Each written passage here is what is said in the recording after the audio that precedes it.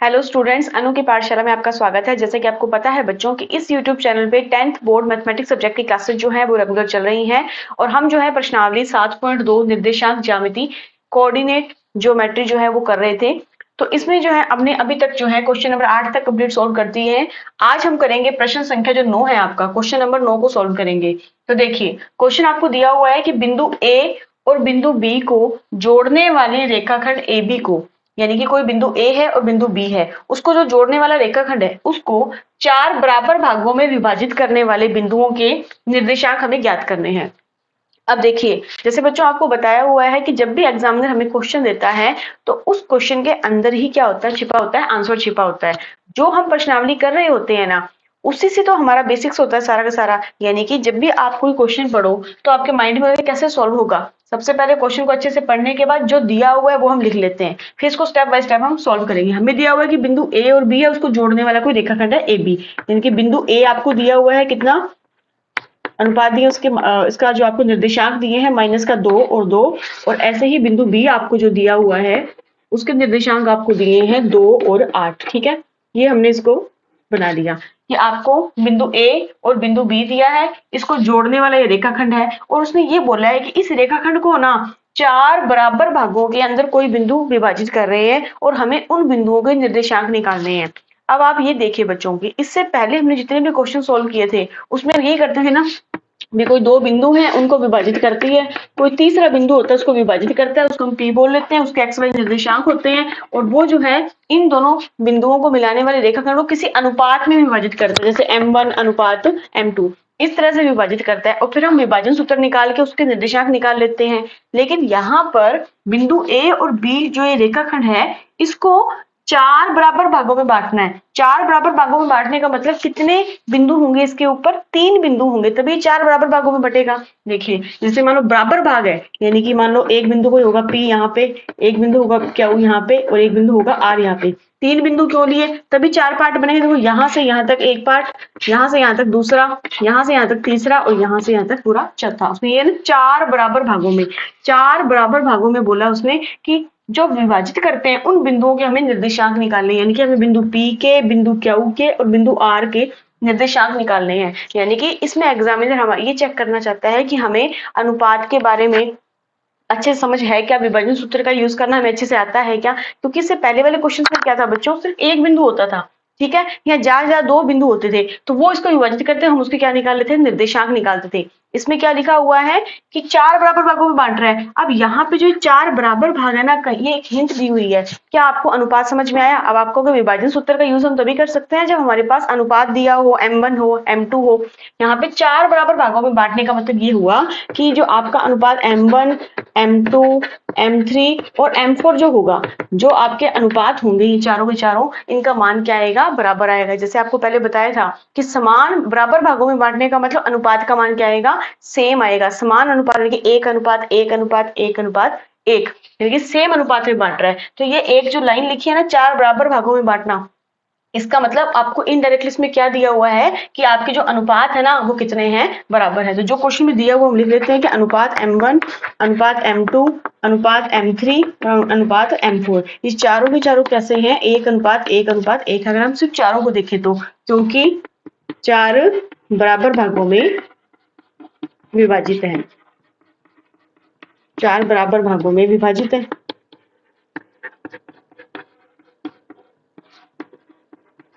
अब देखिए बच्चों, हमें इस क्वेश्चन में करना क्या, हमें निर्देशांक निकालने हैं बिंदु P के, बिंदु Q के और बिंदु R के। अब इस क्वेश्चन को सॉल्व करने के लिए हमें क्या पैटर्न अपनाना पड़ेगा। अब आपको पता है कि जो हमारे पास विभाजन सूत्र होता है उसमें यही होता है ना कि दो बिंदु होते हैं और बीच में एक तीसरा पॉइंट होता है, उसका निर्देशांक निकालते हैं। यानी कि होगा इसमें ये कि जब हम बिंदु P के निर्देशांक निकालेंगे ना, तो एक बार के लिए हम Q और R को छुपा लेंगे, मतलब Q और R को नहीं देखेंगे, बीच में कोई दो बिंदु और भी है क्या। जब हम बिंदु P के निर्देशांक निकालते हैं, इसका मतलब बिंदु P जो है ना वो A B को क्या है, विभाजित कर रहा है, यानी कि इसके अनुपात हम देखेंगे। ऐसे जब हम बिंदु Q के निकालेंगे तो P और R को छुपा लेंगे, और वैसे ही R को निकालेंगे बिंदु के निर्देशांक, तो हम P और Q को जो है वो हटा देंगे।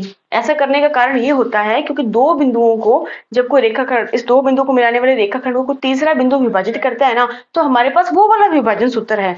इसलिए अगर हमें इस क्वेश्चन को सोल्व करना है तो हमें उस अकॉर्डिंग करना पड़ेगा। तो इसका फर्स्ट स्टेप देखिए इसमें क्या होगा देखो बच्चों, इसमें सबसे पहला जो पॉइंट है, अगर हम देखते हैं कि बिंदु P के निर्देशांक अगर हमें निकालने हैं, जैसे मैं करवा रही हूँ आप उसी तरह से करिए, आप बिल्कुल कंफ्यूज नहीं होंगे और आराम से इस क्वेश्चन को सोल्व कर लेंगे। अगर हमें बिंदु P के निर्देशांक निकालने हैं, ठीक है, तो आपने मान लिया कि बिंदु P के जो निर्देशांक है ना वो है एक्स वाई, मान लिया आपने, ठीक है।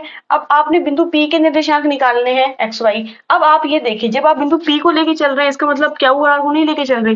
अब आप ये देखिए, अगर बिंदु P को देखें तो ये है अनुपात कितना m1। अब P के बाद हम सीधा किसको देखेंगे, बिंदु B को देखेंगे, यानी कि क्या और आर को अगर हम छुपा दें तो बिंदु P से B के बीच में कितने अनुपात है, ये भी एक अनुपात, ये भी एक अनुपात, ये भी एक अनुपात, यानी कि इधर साइड कितने अनुपात हो गए, 3 अनुपात हो गए। क्योंकि हम बिंदु B को लेके चल रहे हैं तो इसका डायग्राम ऐसे बनेगा, बिंदु A है और कोई बिंदु B है। बिंदु A के निर्देशांक है -2 और बिंदु B के निर्देशांक है 2 और 8। और बिंदु P को जब हम लेके चल रहे हैं, पॉइंट B ये रहा। अब हम क्या और R को नहीं लिखेंगे क्योंकि हम बिंदु P के निर्देशांक निकालने हैं। इसके निर्देशांक हमने मान लिए भी x y है।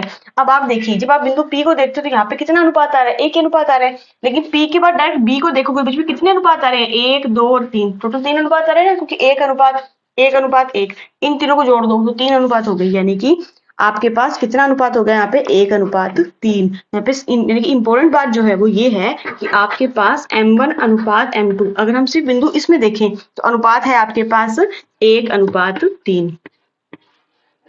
तो इस तरह से इस क्वेश्चन में जब आप ये चीज निकाल लेते हो तो यहाँ से इस क्वेश्चन को सोल्व करना बिल्कुल आसान हो जाता है, क्योंकि हमारे पास विभाजन सूत्र ये होता है कि आपके पास दोनों अनुपात होने चाहिए और फिर आप जो है उसके विभाजन सूत्र की हेल्प से निकाल सकते हैं इसके निर्देशांक। देखिए अब हम इसको कैसे सॉल्व करेंगे,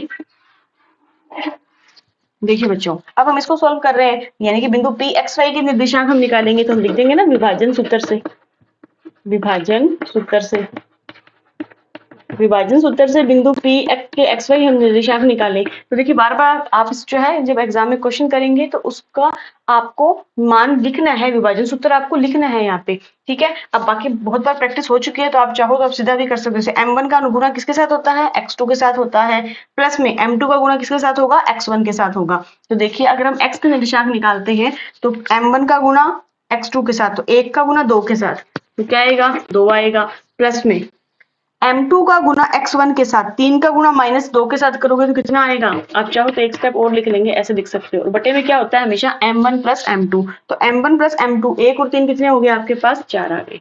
तो ये हो गए हमारे पास x के निर्देशांक। अब ऐसे ही जब हम y के निर्देशांक निकालेंगे तो हम क्या लिखेंगे, m1 का गुना m2 के, m1 का गुना y2 के साथ, यानी कि 1 का गुना 8 के साथ कितना आएगा, 8 ही आएगा, प्लस में m2 का गुना y1 के साथ, 3 का गुना 2 से करोगे तो कितना आएगा, 6 आएगा। बटे में क्या आता है m1 प्लस m2, यानी कि 1 और 3 कितने होते हैं, 4 होते हैं, ठीक है। अब इसे अगर हम सॉल्व करें तो देखिए 2 प्लस में, अब यहाँ देखिए प्लस का 3 है, 2 माइनस का है, तो प्लस माइनस माइनस होते हैं और 3 दूनी 6, तो वैल्यू आ जाएगी -6 बटे में 4, कोमा 8 और 6 कितने होते हैं, प्लस की वैल्यू तो 8 और 6 होते हैं 14, 14 बटा में 4। जब आप इसको सॉल्व करते हो तो देखिए प्लस माइनस माइनस होते हैं, 6 में से 2 जाएंगे तो 4 बचेंगे, लेकिन निशान किसका आएगा, माइनस का आएगा, माइनस की रकम बड़ी है तो माइनस का 4 बटा 4, कोमा में यहाँ पे कितना है, 14 बटा 4 है। आपको तो 2 के टेबल से कट रहा है ये, तो कितना आ जाएगा, 2 7 14 और 2 दूनी 4, और यहाँ पे देखिए 4 से 4 पूरा कैंसिल हो गया, ये भी वैल्यू कट जाएगी, तो आपके पास उत्तर कितना आएगा, -1 और 7 बटा 2। तो ये आपके पास निर्देशांक किसके आ गए, ये निर्देशांक आ गए हैं हमारे पास बिंदु P के निर्देशांक आ गए हैं। तो देखिए इस तरह से आपको क्वेश्चन दिया हुआ था, आपने क्वेश्चन में जो दिया था पहले वो लिखा, 4 बराबर भागों में बांटेगा, यहाँ से हमें क्लू मिल गया, 4 बराबर भागों में बांटने का मतलब ये हुआ कि कोई 3 बिंदु उस रेखाखंड पे स्थित होंगे और 4 बराबर भागों में बांट रहे हैं, इसका मतलब अनुपात क्या आएगा, सेम आएगा। तो ये हमें माइंड में आया, फिर हमने ये डायग्राम बनाया। अब आपको पता है प्रत्येक बिंदु के निर्देशांक निकालने, और विभाजन सूत्र जो होता है उसमें हमारे पास फॉर्मूला यही होता है ना कि 2 बिंदु है उसको तीसरा बिंदु विभाजित कर रहा है, तो अनुपातों का गुना हम करते हैं। इसका मतलब क्या हुआ, जब बिंदु P के निर्देशांक आपको निकालने हैं तो आप क्या हुआ, R को नहीं लेके चलोगे, यानी कि इस अकॉर्डिंग क्वेश्चन को सॉल्व करोगे। बिंदु P के निकालने हैं तो क्या हुआ, R को एक बार नहीं लेके चले, तो आपने इसकी क्या निकाला, अनुपात देखा, हाँ भाई एक साइड 1:3 एक साइड 3 हो गए, तो 1:3 हुआ और इसको विभाजन सूत्र की हेल्प से आपने सोल्व कर लिया, तो आपके बिंदु P के निर्देशांक जो है इस तरह से निकल गए। तो आई होप बच्चों आपको समझ में आ रहा होगा। अब इसी तरह से जब हम बिंदु Q के निर्देशांक निकालेंगे और फिर बिंदु R के निर्देशांक निकालेंगे, तो इसे आप नोट करिए। फिर हम इसको सोल्व करते हैं बिंदु Q के निर्देशांक निकालने के लिए।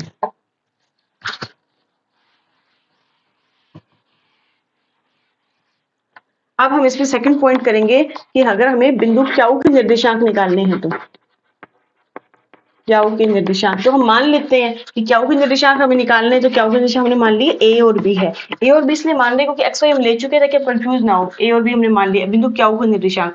अब जब आप क्याऊ को लेके चलोगे तो आप पी और आर को नहीं लेके चलोगे, यानी कि आपके पास डायग्राम कुछ इस तरह से होगा। पॉइंट ए है इधर और इधर है पॉइंट बी। तो बिंदु ए की निर्देशांक है -2 और 2, और बिंदु बी की निर्देशांक जो है वो आपके पास है 2 और 8। और आप सिर्फ क्याऊ के निर्देशांक निकालने तो सिर्फ क्याऊ को लेके चलोगे अकॉर्डिंग टू इस डायग्राम के। तो अब आप देखिए, जब आप क्याऊ को लेके चल रहे हो तो क्याऊ के जस्ट इधर के साइड कितने अनुपात है, यहाँ पे देखिए 1 अनुपात ये रहा, 1 अनुपात ये रहा, यानी कि 2 अनुपात इधर है। और बिल्कुल ऐसे ही क्याऊ के इस और कितने अनुपात है, 1 अनुपात ये रहा और 1 अनुपात यानी कि 2 अनुपात इधर है। यानी कि आप सिर्फ बिंदु क्याऊ को देखते हो ना, तो रेखाखंड ए बी को ये 2:2 में विभाजित कर रहा है। जब आप अनुपात निकाल लेते हो इसका मतलब हमारा क्वेश्चन जो है वो सोल्व हो गया। यानी कि इसमें अनुपात कितना है आपके पास, अनुपात आ गया 2:2, और जो पॉइंट्स जो थे आपके सामने वो आपको दिए हुए थे। अब हमें करना क्या है, हमारे पास निर्देशांक आ गए, हमें क्या करना है, इस क्याऊ के जो है वो निर्देशांक निकालना है। अनुपात हमारे पास आ चुके हैं, तो हम विभाजन सूत्र की हेल्प से क्या करेंगे, यहाँ पे क्याऊ के निर्देशांक निकालेंगे। तो विभाजन सूत्र की हेल्प से हमें क्या निकालेंगे, क्याऊ A B is equals to, देखो जब हमें ए की वैल्यू निकालनी है, एक्स निर्देशांक निकालना, तो क्या करते हैं m1 का गुणा x2 के साथ। तो m1 का गुणा x2 से करोगे तो 2 दूनी 4 आ जाएगा, प्लस में m2 का गुणा x1 के साथ करोगे तो 2 का गुणा -2 से करोगे तो 2 दूनी 4 आएगा, लेकिन प्लस माइनस माइनस आएगा, देन वैल्यू कितनी आएगी, -4 आएगा। और बटन में होता है m1 प्लस m2, तो m1 प्लस m2 करोगे 2 और 2 हो गई 4। बिल्कुल ऐसे ही b के निर्देशांक जब आप इसे निकालोगे तो m1 का गुणा y2 के साथ 2 8 16, प्लस में m2 का गुना जो है y1 के साथ, तो 2 दूनी 4 और बटा में m1 प्लस m2 यानी कि 4। तो यहाँ देखिए इस क्वेश्चन को जब मैंने सोल्व किया, प्लस माइनस क्या होता है, प्लस माइनस माइनस होता है, प्लस का 4 और माइनस का 4 यानी कि 0। तो यहाँ पे 0 में अगर आप किसी संख्या का भाग देते हो तो उत्तर भी कितना आता है, 0 ही आता है। आप चाहो तो अगले स्टेप में कर लेना। 16 और 4 होते हैं 20, 20/4। अब आपको दिख रहा है कट रहा है, यानी कि 0 में किसी संख्या का भाग दोगे उत्तर कितना आएगा, 0 ही आएगा, यानी कि 0 आ गई वैल्यू। तो आपके पास ए निर्देशांक की, और ये कट जाएगा 4 एकम 4, 4 5 20 यानी कि 5। तो एक तरह से आपके पास क्याऊ के निर्देशांक जो है वो क्या आ गए, 0 और 5। देखिए पी बिंदु को निर्देशांक आ रहे थे, हमने निकाल लिए, वैसे ही हमने क्याऊ बिंदु को निर्देशांक निकाल लिए 0 और 5। अब इसी तरह से इसमें लास्ट में रहेगा हमारे पास आर, कि हम आर के निर्देशांक निकालेंगे। तो आप यहाँ हम करेंगे आर के निर्देशांक। तो इस तरह से आप इस क्वेश्चन को साथ साथ नोट करते जाइए। दूसरा पॉइंट हो गया, इसमें क्याऊ के निर्देशांक हमने निकाल लिए, अब हम निकालेंगे इसमें बिंदु आर के निर्देशांक। मेथड सेम है कि हमें सिर्फ अनुपात का ध्यान रखना है। जब हम आर के निर्देशांक निकालेंगे तो हम पी और क्याऊ को नहीं लेके चलेंगे, तो सेम हमारे पास ऐसा स्ट्रक्चर बन जाएगा कि पॉइंट ए है और ये कोई आपके पास पॉइंट बी है और यहाँ पे बिंदु आर है, ये इसको डिवाइड कर रहा है, ठीक है। तो अब आप बताइए, जब बिंदु आप आर को यहाँ देखते हो तो ए से बीच में यहाँ पे कितने अनुपात है, 1 अनुपात 1 अनुपात 1, यानी टोटल 3 अनुपात हो गए इधर। और इधर की साइड कितना अनुपात है, 1 अनुपात है, यानी कि एक तरह से आपके पास ये 3:1 में इसको विभाजित कर रहा है। और बिंदु ए के निर्देशांक आप लिख लोगे -2 और 2 है, और बिंदु बी के निर्देशांक जो है वो है 2 और 8। तो अब यहाँ भी आप क्या लगा दोगे, विभाजन सूत्र लगा लोगे। अब आपके पास देखो अनुपात कौन सा है, 3:1 है, तो यहाँ भी विभाजन सूत्र की हेल्प से हम इसको सोल्व कर लेंगे।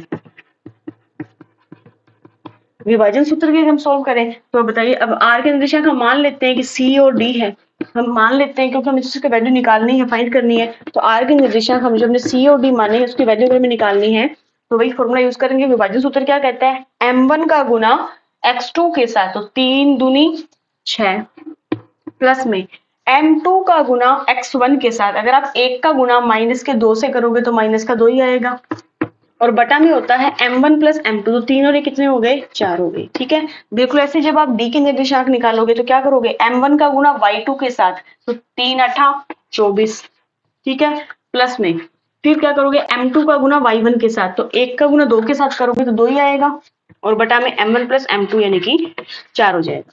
अब इसको जब आप सोल्व करते हो, प्लस का 6 है और माइनस का 2, क्योंकि प्लस माइनस माइनस होते हैं, तो 6 प्लस का माइनस का 2, 6 में 2 के 4, लेकिन वैल्यू प्लस की है तो पॉजिटिव आएगी, तो 4/4। और यहाँ पे देखो 24 और 2 कितने होते हैं, 26, और ये आ गया 26/4। अब आपको दिख रहा है कि दोनों ही 4 के टेबल से कट रहे हैं, तो 4 से 4 कैंसिल हो गई, आ गया 1, और यहाँ पे आ गया 4 एकम 4, 4 5 20, 4 6 24, पूरा पूरा कटेगा नहीं, इसका मतलब 2 के टेबल से काट सकते हैं इसको, 2 एकम 2, 2 3 6 और 2 दूनी 4। तो ये कट के वैल्यू कितनी आ गई आपके पास, 13/2 आ गई। तो ये आपके पास निर्देशांक किसके आ गए, आर के निर्देशांक आ गए। तो ये जो है आपके इस क्वेश्चन का आंसर है कि किस तरह से हमें जो प्रश्न में दिया हुआ था, बिंदु ए और बी के निर्देशांक लिखे, 4 बराबर भागों में बांट रहा है, तो इसका मतलब चारों अनुपात क्या है, समान आएंगे और 3 बिंदु इसके ऊपर अवेलेबल होंगे। हमें इन तीनों बिंदु के निर्देशांक निकालने थे, तो हम 1 बाय 1 जो है एक एक निर्देशांक को लेके चले और अनुपात को ध्यान में रखकर हमने विभाजन सूत्र की हेल्प से जो है सभी निर्देशांकों को निकाल लिया। आपका क्या निर्देशांक भी आ गया और ये आ गया आपका आर निर्देशांक। तो आई होप बच्चों आपको आज का क्वेश्चन समझ में आया होगा। इस क्वेश्चन को वीडियो से एक बार समझने के बाद अपने खुद के हाथ से आप एक बार रफ कॉपी पेस्ट को करके देखना। बिल्कुल आसान क्वेश्चन है। क्वेश्चन जो है एग्जामिनर जो है वो सिर्फ घुमा के देता है, लेकिन बेसिक जो कंसेप्ट है ना आपका वो वही रहेगा। अब इस क्वेश्चन में बेसिक कंसेप्ट क्या था, विभाजन सूत्र था, और विभाजन सूत्र में अनुपात ही मेन होते हैं। अनुपात दिया होगा तो हम निर्देशांक निकाल सकते हैं, तो अनुपात डायरेक्ट ना देके उसने एक लाइन में बता दिया। तो यहाँ पे डिपेंड करता है कि हमने जो बेसिक्स जो हमारे कैसे स्ट्रॉन्ग किए हैं या कैसे उसको सोल्व किया है। तो आप आई होप अगर आपको आज की क्लासें अच्छे समझ में आई होगी, और अगर आपको बेसिक्स और अच्छे से समझने हैं तो आप इससे पहले वाली वीडियो अच्छे से देख सकते हैं। फिर आप क्वेश्चन को कोई भी हो आप उसको अच्छे से सॉल्व कर सकते हैं। तो नेक्स्ट क्वेश्चन करेंगे हम अगली क्लास में। तब तक के लिए थैंक यू।